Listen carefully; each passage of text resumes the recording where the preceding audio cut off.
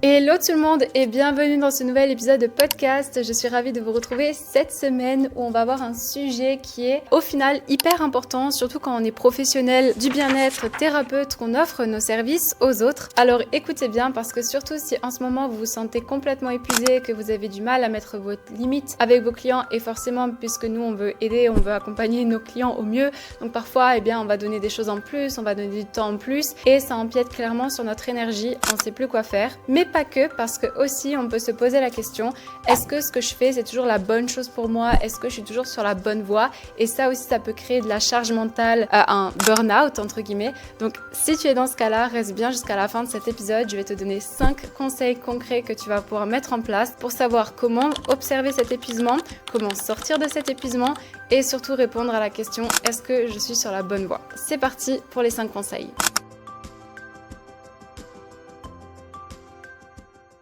Premier conseil, ça va être d'observer toutes tes tâches quotidiennes et vraiment de t'arrêter. Je sais que c'est pas évident et que parfois on a du mal en fait à sortir et surtout quand on est thérapeute et qu'on commence à avoir plein de clients, on se dit oh là là, mais là c'est beaucoup d'énergie que je donne. Donc la première chose que tu vas faire, c'est mettre dans ton agenda un moment pour toi où tu vas t'arrêter et déjà un moment où tu vas prendre soin de toi forcément, mais aussi un moment où tu vas plus observer en fait toutes les actions que tu fais au quotidien et pourquoi pas prendre un journal et te dire ok, est-ce que je suis alignée avec la manière dont je communique sur mes offres? Est-ce que je suis alignée avec les accompagnements que je propose? Est-ce que je suis alignée avec mon prix? Est-ce que je suis alignée avec le temps de mes accompagnements? Est-ce que je devrais pas plutôt faire 3 jours de travail et un jour d'administratif et m'organiser différemment?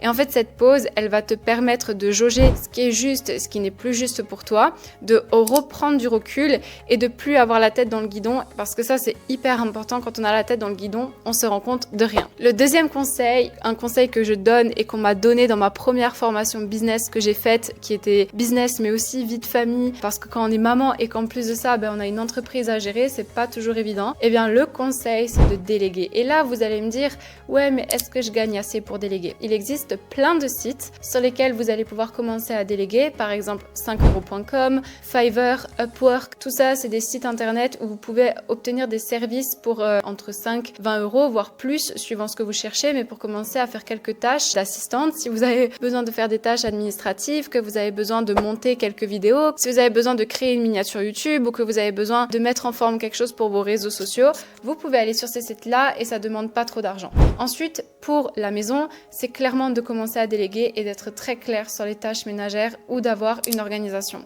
Si par exemple, vous n'arrivez plus à gérer avec le ménage, que vous n'arrivez plus à gérer avec les repas, soit ça va être de parler avec votre partenaire, soit ça va être de commencer à embaucher une femme de ménage. Et là, vous allez vous dire, mais c'est quoi ce conseil? Mais en vrai, moi, c'est le meilleur conseil qu'on m'a donné. C'est de prendre une femme de ménage et parfois on se dit, ouais, mais j'ai pas l'argent pour ça, alors que c'est pas vrai. Parce que parfois, au lieu d'acheter, je sais pas, moi, des trucs qu'on va pas mettre ou des bibelots, et même de se dire, ok, là, je vais pas acheter ce vêtement ou cette paire de chaussures parce que je vais réserver, par exemple, cette personne qui va venir nettoyer. Pendant qu'elle nettoie, moi, je vais pouvoir me concentrer sur mon entreprise et organiser les choses dans mon entreprise. C'est un investissement dans votre temps.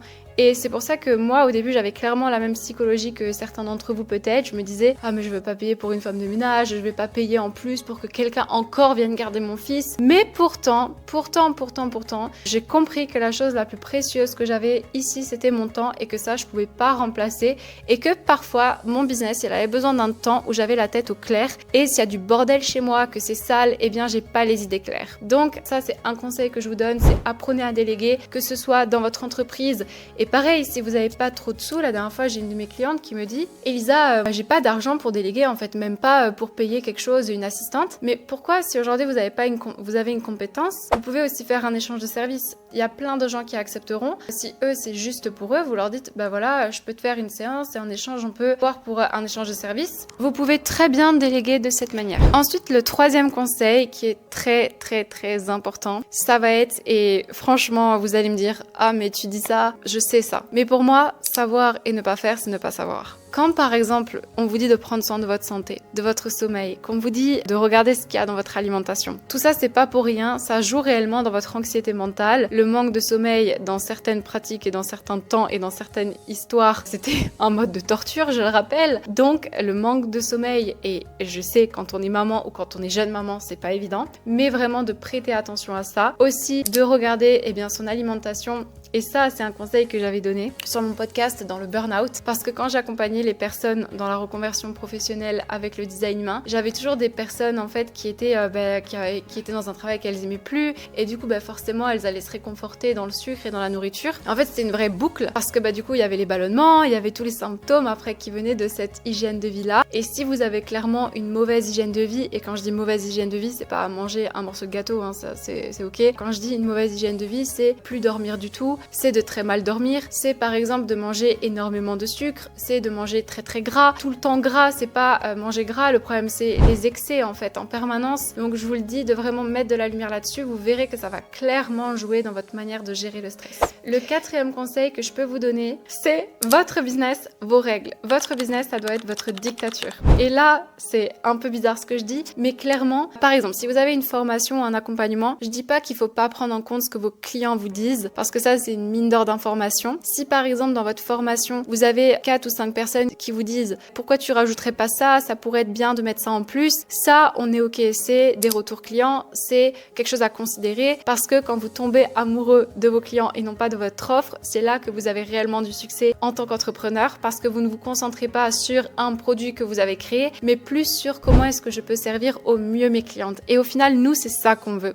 Donc quand vous écoutez vos clients, c'est ok. Par contre, quand vous avez des clients et que vous avez une personne sur 20 par exemple qui vous dit oui mais pourquoi est-ce que tu changerais pas ça, pourquoi est-ce que tu prendrais pas PayPal en plus, je peux pas te payer par PayPal, mais alors je peux pas te payer, non. En fait, à un moment donné, il va falloir être très clair, même sur vos offres. Par exemple, si vous avez des gens, et moi typiquement, tout le temps, je reçois des emails sur Elisa, est-ce que tu fais des consultations design humain et naturopathie? Est-ce que tu fais des lectures de design humain? Alors clairement, mais vraiment que j'aimerais vous faire ces séances-là, mais je peux pas avec le logiciel design humain que je suis en train de créer, les élèves de la formation, entre d'autres projets entrepreneuriales que j'ai, je peux pas en fait. En fait, je pourrais, mais c'est juste que les séances, elles seraient pas données dans l'état que j'aimerais vous consacrer et le temps et l'énergie que j'aimerais vous consacrer à ce moment-là. Ça doit être très très clair. Votre business, c'est votre dictature. Si vous avez une offre, par exemple, de séance de soins personnalisés et que dans la séance, il y a ça, ça et ça, et qu'il y a une personne qui vous dit oui, mais crée-moi un e-book. Alors, bien évidemment qu'il peut y avoir des cas exceptionnels où vous pouvez faire des exceptions, mais ce que je veux dire par là, vous m'avez compris, c'est quand ça devient une répétition, vous pouvez pas faire tout le temps autre chose, ça va aussi vous créer de la charge mentale. Plus vous allez être clair sur votre offre, un produit, ce que vous offrez, et oui, peut-être qu'il faudra faire quelques ajustements en fonction des retours de vos clients, mais vraiment, votre business, vos règles, ok? Très clair, vous n'avez pas quitté l'entrepreneuriat pour faire autre chose que vous aimez pas ou quelque chose qui vous mette pas en joie.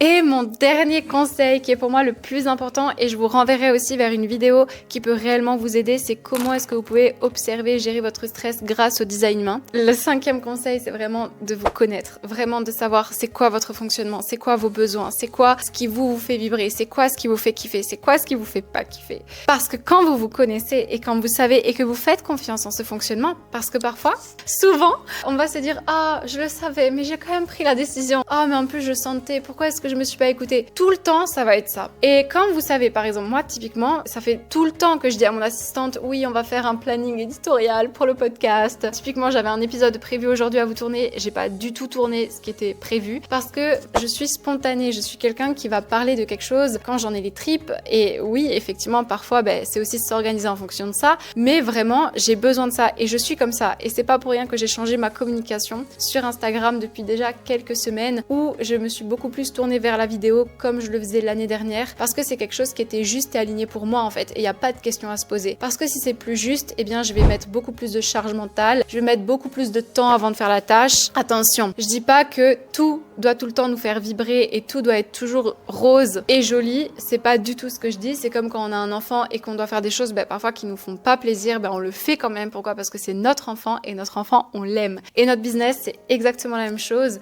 On a notre entreprise, on l'aime. Parfois, il y a des tâches qu'on aimera moins. Mais si on a le pouvoir de décider sur certaines tâches qui peuvent nous rendre la vie plus facile, comme la communication, qu'est-ce qui est le plus fluide pour moi? Comment est-ce que je fonctionne? Est-ce que je suis plus productive le matin ou pas?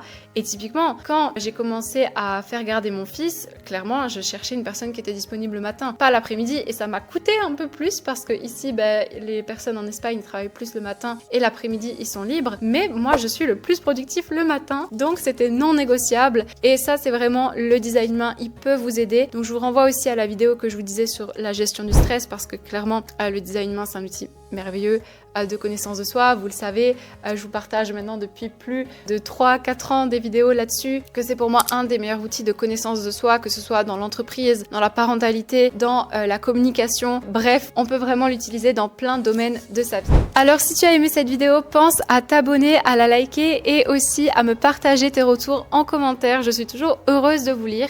Du coup, je te mets la prochaine vidéo ici sur la gestion du stress avec le design humain et pense aussi que dans la description, tu vas pouvoir obtenir ta carte gratuitement de design humain et je t'ai mis aussi une surprise si tu es thérapeute et que tu vas aller plus loin dans le design humain, voire même l'intégrer avec ta thérapie au jour d'aujourd'hui. Je te souhaite une lumineuse journée ou soirée et je te dis à très vite dans un nouvel épisode d'Impacto Féminin.